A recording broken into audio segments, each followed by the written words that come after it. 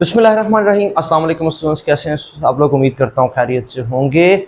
बच्चों, आज का हमारा topic resolution of vector into rectangular components chapter number 2 में है, वेक्टर के टॉपिक में है, सारे बोर्ड्स के लिए है। सो अब कुछ पढ़ते हैं।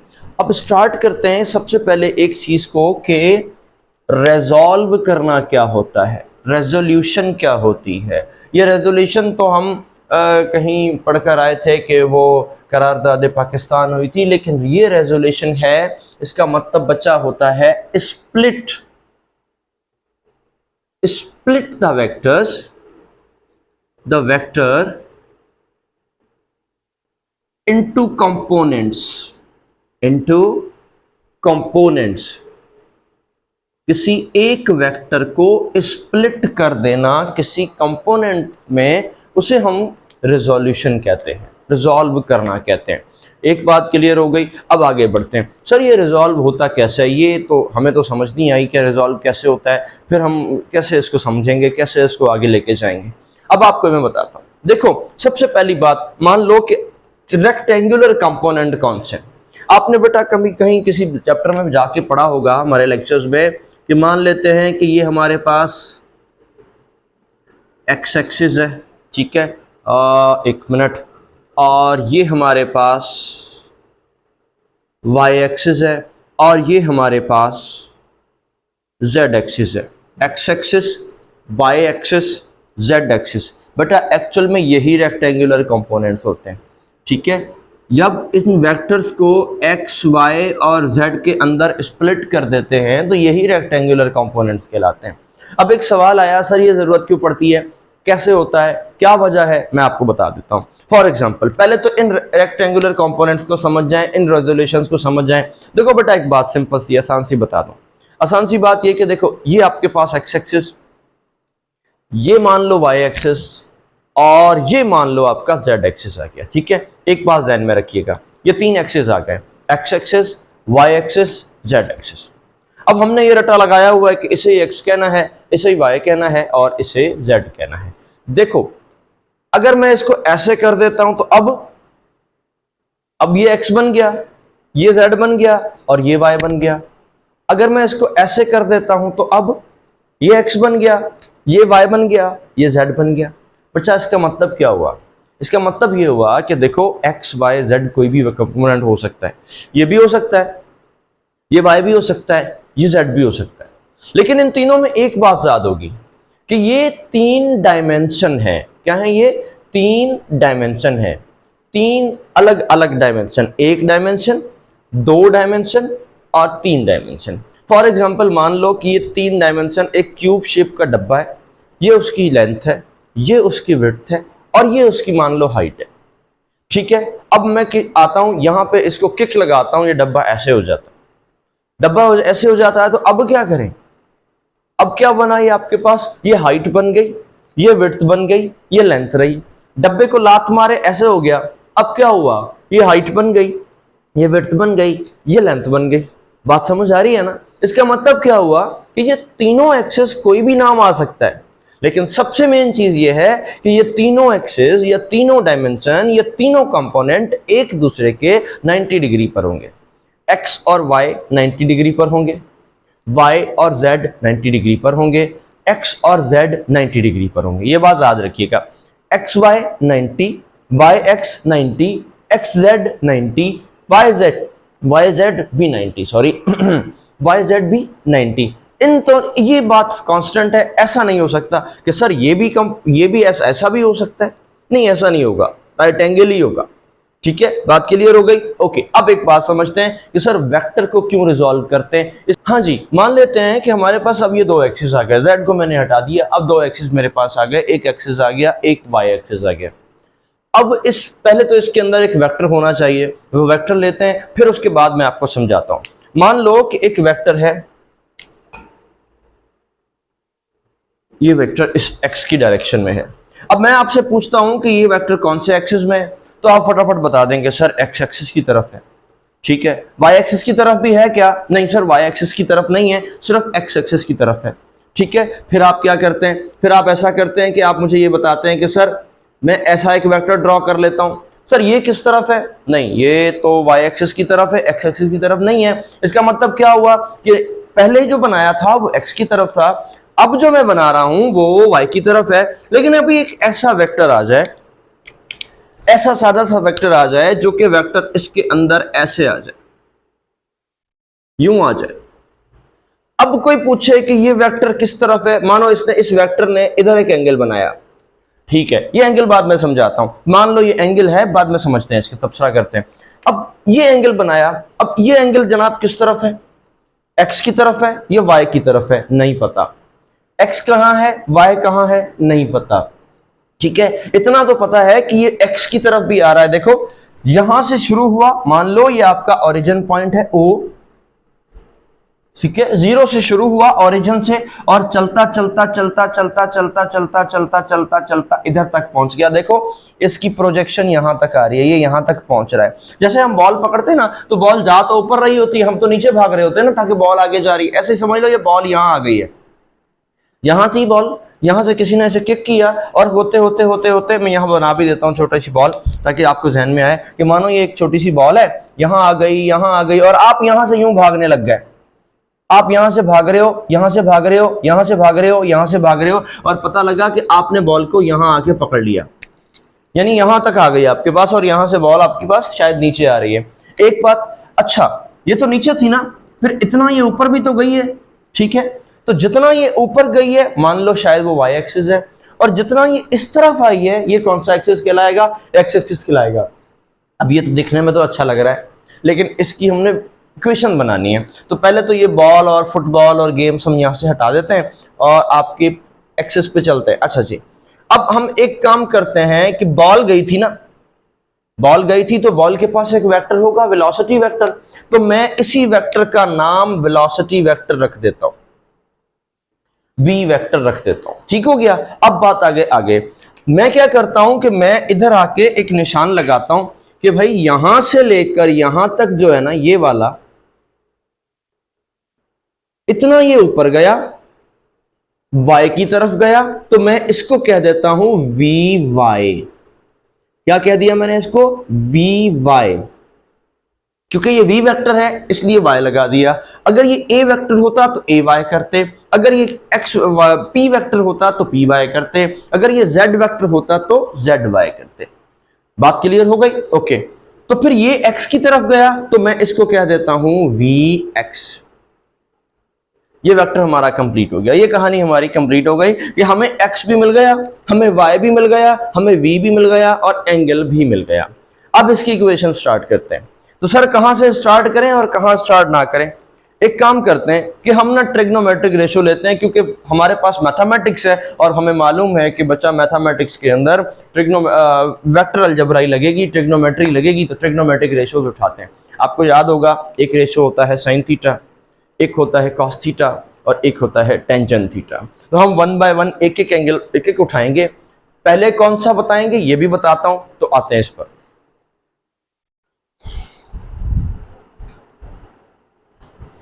यहां से शुरू करते हैं और अब आगे यहां से जाते हैं। सही है। अच्छा, अब सर पहले साइन लगाना है, कॉस लगाना है या टेंजेंट लगाना है? आपको पहले जो याद आ जाए वो लगा दो, सही है। समझ गए? आपको पहले जो याद आ जाए वो लगाओ, सही है। मैं ये भी नहीं बता रहा कि मैं फाइंड क्या करने लगाऊं, मैं सिंपल इतना बताऊंगा कि जो पहले याद आ जाए वो निकाल लो। कुछ ना कुछ मिलेगा, जो मिलेगा वो मैं आपको समझा दूंगा, ठीक है। सबसे पहले ना हमारे पास तुक्का होता है किस चीज का? साइन थीटा का। तो हम यहां पे ना साइन थीटा लगा लेते हैं। ऊपर मैं हेडिंग की जगह छोड़ देता हूं कि मेरे पास अभी जगह है परपेंडिकुलर अपॉन हाइपोटेन्यूस। अगर ये याद नहीं है तो इसको याद कर लो, या आपने मैट्रिक में भी पढ़ा होगा, 9th में भी पढ़ा होगा, इसे याद कर लो, ठीक है। ओके सर, ये रहा ट्राइंगल। इस ट्राइंगल में हमें कैसे पता है कि ये परपेंडिकुलर कौन सा है और हाइपोटेन्यूस कौन सा है? बेटा ये रहा एंगल। इस एंगल के सामने सामने चलो, यहां चलो, चलते चलते चलते चलते इधर आ जाओ। एंगल के सामने वाली साइड को कहलाएंगे परपेंडिकुलर। अब परपेंडिकुलर के सामने चलो, सामने चलो, सामने चलो, जो उसके सामने साइड आ गई वो हमेशा क्या कहलाएगी? हाइपोटेन्यूस। बाकी जो गरीब बच गया वो क्या कहलाएगा? बेस। समझ है? हर तरीके का, हर बंदे का समझाने का अपना तरीका, मेरे समझाने का ये तरीका कि क्या दोबारा बता दूं, एंगल के सामने चलो, सामने चलो, सामने चलो, सामने चलो, जो सामने साइड आ गई अपोजिट में परपेंडिकुलर, परपेंडिकुलर के सामने चलो, सामने चलो, सामने चलो, जो साइड आ गई वो हाइपोटेन्यूज। बेस कभी भी परपेंडिकुलर के ऐसे सामने नहीं आएगा, यूं सीधा चलो तो कौन आएगा? हाइपोटेन्यूज। बाकी जो बचा वो हमारे पास क्या बचा? बेस। ओके, इसका मतलब ये हुआ कि हमारे पास डेटा बन गया, परपेंडिकुलर ये रहा और हाइपोटेन्यूस ये रहा। तो आप क्या करने वाले हो अब? Sine theta is equals to, यहां पे मैं कर देता हूं, sine theta is equals to perpendicular किसके बराबर है? देखो भाई, वी वाई के। मैं यहां वी वाई लिख देता हूं, ठीक है। और ये बेस किसके बराबर है? हाइपोटेन्यूज किसके बराबर है? वी के। तो मैं यहां पे वी लिख देता हूं, और अब यहां एरो नहीं लगा रहे क्योंकि यहां हम मैग्नीट्यूड फाइंड कर रहे हैं, ठीक है। ओके, ये वी वाई फाइंड करना है, यहां पर हमें, यहां पर वी वाई क्या हो रहा है? फाइंड हो रहा है। तो वी को यहां ले जाते हैं, ये हो जाएगा बच्चा v sine theta is equals to the v y, और v Y is equals to the v sine theta. तो बेटा अगर हमें क्या फाइंड करना है? वाई एक्सिस फाइंड करना था, ठीक है, या ये वर्टिकल एक्सिस फाइंड करना हो, तो उसके लिए जो हमारे पास फॉर्मूला बना है वो क्या बना है? Sine theta. मैंने याद नहीं कराया, मैंने कहा पहला लगा लो, पता लग जाएगा क्या मिलेगा, ठीक है। तो इससे हमें कौन सा कंपोनेंट मिल गया?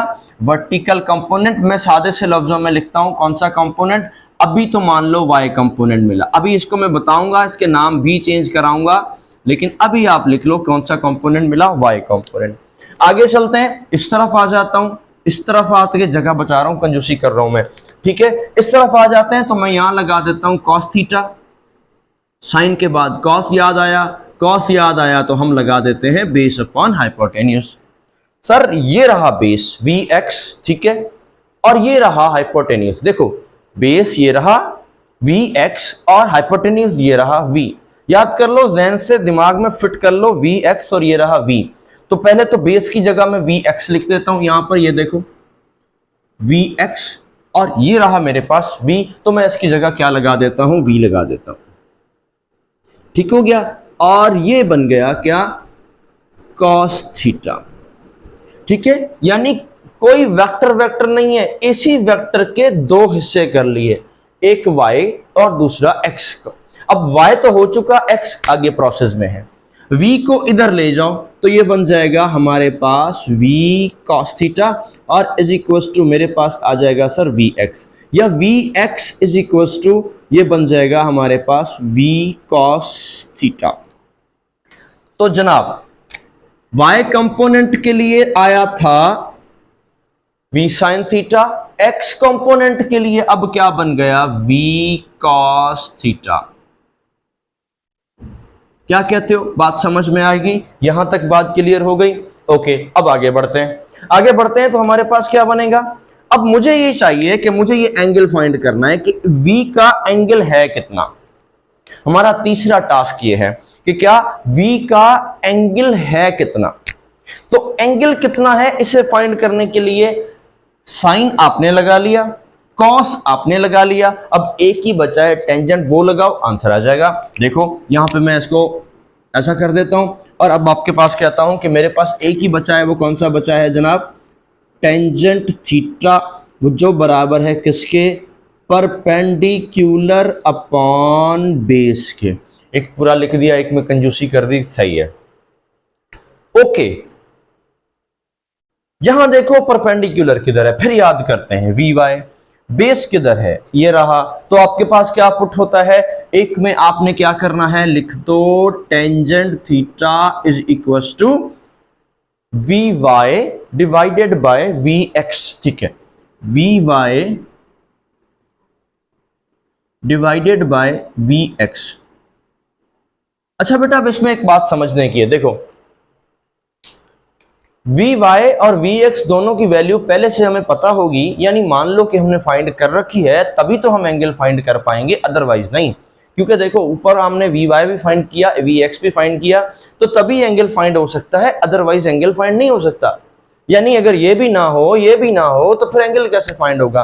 पूरी इक्वेशन में कोई एक वैल्यू ऐसी होती है जिसे फाइंड करना होता है और बाकियों की वैल्यू हमारे पास गिवन होती है। तो ये रीजन हमारे पास बन गया कि हम इसको क्या फाइंड कर सकते हैं, वी फाइंड कर सकते हैं। तो ठीक है, फिर एक काम करते हैं कि वी वाई मालूम है, वी एक्स मालूम है, हमें टेंजेंट नहीं चाहिए, इसे भगाओ यहां से, हमें सिर्फ थीटा चाहिए। तो एक काम करते हैं कि ये आ गया थीटा, टेंजेंट को उधर ले जाओ, तो ये आ गया tangent inverse V Y over V x.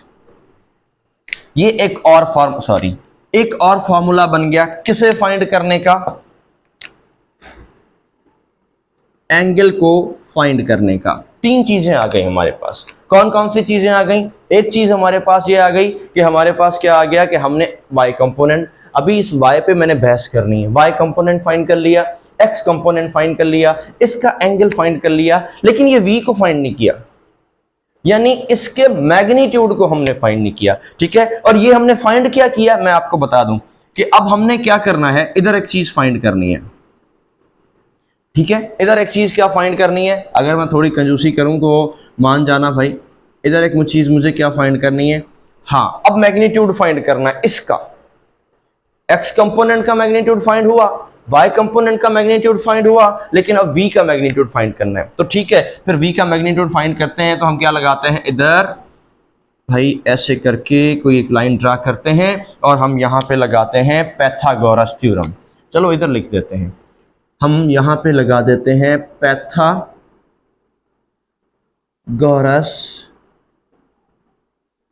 Theorem, जो कि बराबर होता है, अगर आप लोगों को याद हो, हाइपोटेन्यूस का स्क्वायर। ठीक है, मैं फिर समझाता भी हूं, हाइपोटेन्यूस का square is equal to base का स्क्वायर प्लस परपेंडिकुलर का स्क्वायर। ओके सर, ये रहा हाइपोटेन्यूस का स्क्वायर, तो हाइपोटेन्यूस की जगह v लिख देते हैं, ये लो v का स्क्वायर। सर ये रहा b का स्क्वायर, b किधर है, vx, तो लगा दो vx का स्क्वायर। सर ये रहा परपेंडिकुलर यानी vy, इसका मतलब vy का स्क्वायर। ठीक हो गई बात, क्लियर हो गई? आगे चलो, अब हमें v चाहिए, v स्क्वायर नहीं चाहिए। एक बात याद रखो, हमें v चाहिए, v स्क्वायर नहीं चाहिए। तो एक काम करते हैं कि दोनों साइड पे ना हम यहां रेडिकल ले लेते हैं, इस तरह। अब रेडिकल लेंगे तो ऑटोमेटिकली ये रेडिकल इस स्क्वायर के साथ कैंसिल हो जाएगा, वैसे उल्टा कह दिया मैंने, लेकिन ये दोनों कैंसिल हो जाएंगे। लेकिन ये दोनों कैंसिल नहीं होंगे, याद रखना, ये आपने मैथ में थोड़ा सा पढ़ा होगा कि बेटा अगर प्लस या माइनस की साइन आ जाए, यानी ये दो टर्म्स हो गई, तो इसका मतलब ये दोनों कैंसिल नहीं होंगे। अब आपके पास क्या आ जाएगा, v is equal to radical vx square plus vy square. जनाब ये आ गया v का हमारे पास मैग्नीट्यूड। ठीक है, तीन चीजें हमारे पास आ गई। मैं इसको सेम कलर करता हूं ताकि मेरे पास याद रहे कि हाँ जी मैंने तीनों चार चीजें फाइंड की। बेटा एक हमने क्या फाइंड किया, एक हमने फाइंड किया y कंपोनेंट, फिर हमने क्या फाइंड किया x कंपोनेंट, फिर हमने क्या फाइंड किया एंगल, फिर हमने क्या फाइंड किया डायरेक्शन। यहां से मैं इसको ऐसे तोड़ता हूं और तोड़ने के बाद यहां एरो में लिखता हूं कि मैंने इसका एंगल यानी कि मैंने इसकी डायरेक्शन फाइंड की है। ठीक है, ये क्या फाइंड किया था, डायरेक्शन। ये क्या फाइंड किया था, मैग्नीट्यूड ऑफ v। ठीक है, ये मैंने क्या फाइंड किया, y कंपोनेंट, ये मैंने क्या फाइंड किया, x कंपोनेंट। लेकिन बेटा एक मैंने यहां से क्वेश्चन रेज करना है ताकि आपके पास जहन में आ जाए कि ये क्वेश्चन सही भी है कि नहीं। ओके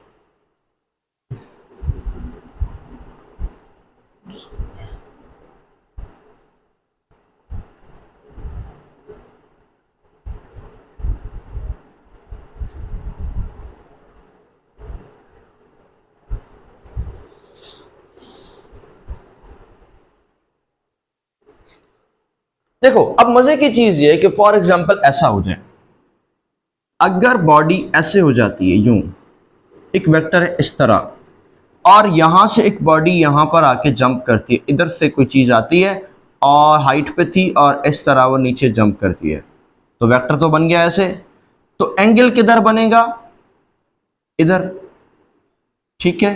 अब ये बन गया क्या हमारे पास, अब एंगल के सामने वाली साइड परपेंडिकुलर, ये x आ गया और ये y आ गया, और दूसरी साइड ये बन गई अब हमारे पास हाइपोटेन्यूज, क्योंकि इसके सामने हाइपोटेन्यूज और ये बन गया बेस।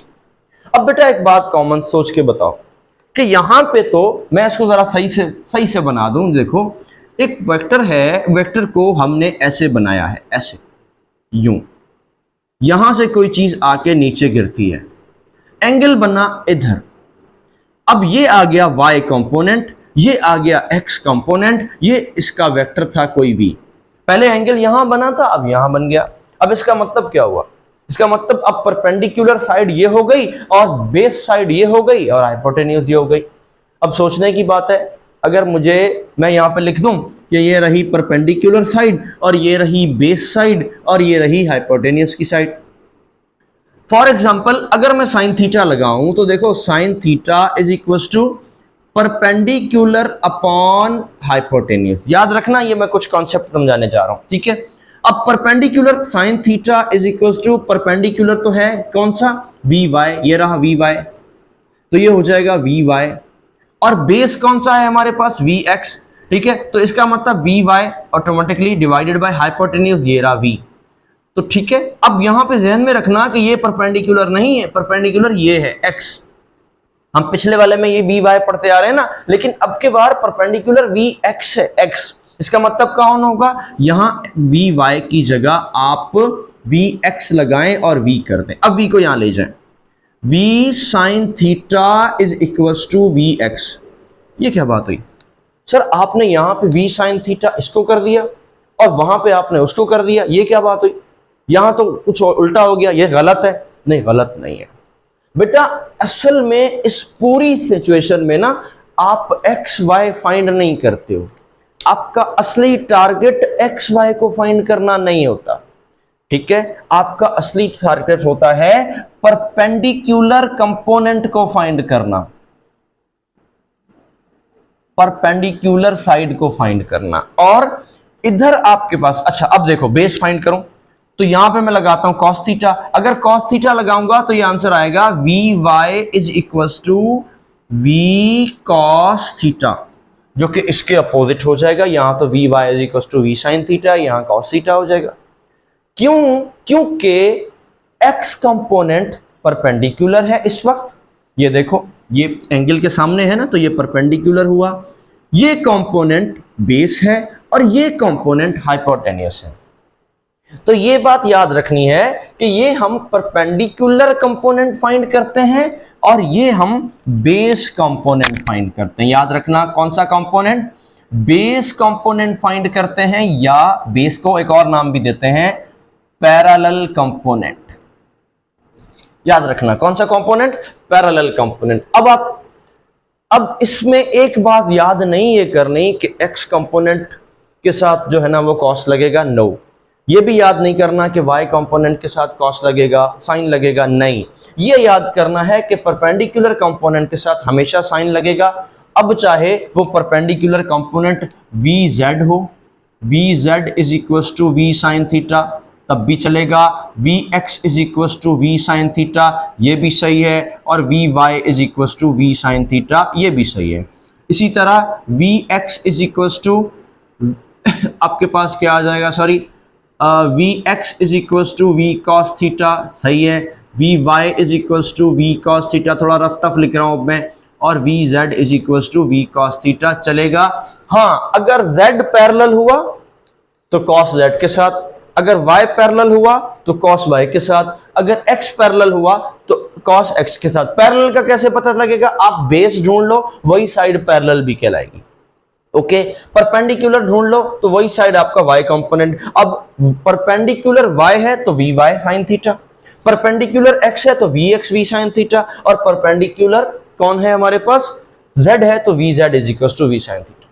तो बेटा ये आपके पास छोटा सा टॉपिक था, आई थिंक ये कंप्लीट हो गया। अगर कोई चीज आपके पास अनकंप्लीट है कोई प्रॉब्लम है तो ज़रूर पूछिएगा। तब तक के लिए दुआ में याद रखिएगा, वरना तारीफ कर दीजिएगा, लाइक कर दीजिएगा, वो भी नहीं करनी तो बुराई कर दीजिएगा, कुछ तो कर दीजिएगा। जब तक के लिए अल्लाह हाफ़िज़ नासिर।